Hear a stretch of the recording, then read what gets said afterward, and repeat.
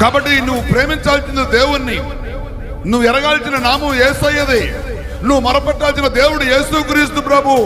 నీకు శ్రమలో తోడై ఉండే దేవుడు యేసుక్రీస్తు ప్రభు. ఆయన నిన్ను విడిపిస్తాడు, గొప్ప చేస్తాడు, బలపరుస్తాడు, రాజుల ఎదురు నిన్ను నిలబెడతాడు.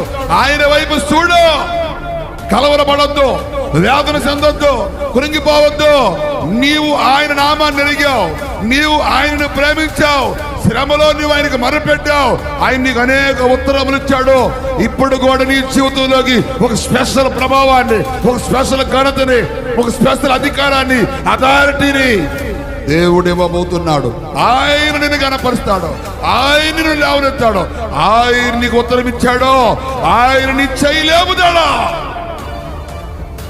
దేవుడు చేయబోయే మేలు వైపు చూడగలరు,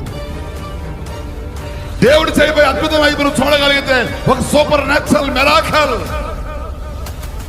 మీరు ఎక్కడైనా గమనించండి, అద్భుతం జరిగేటప్పుడు అంతా మరుగై ఉంటుంది.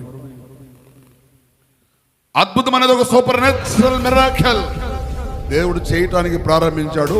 ఆయన నీ కొరకు నిలబడి వేచి చూస్తా ఉన్నాడు.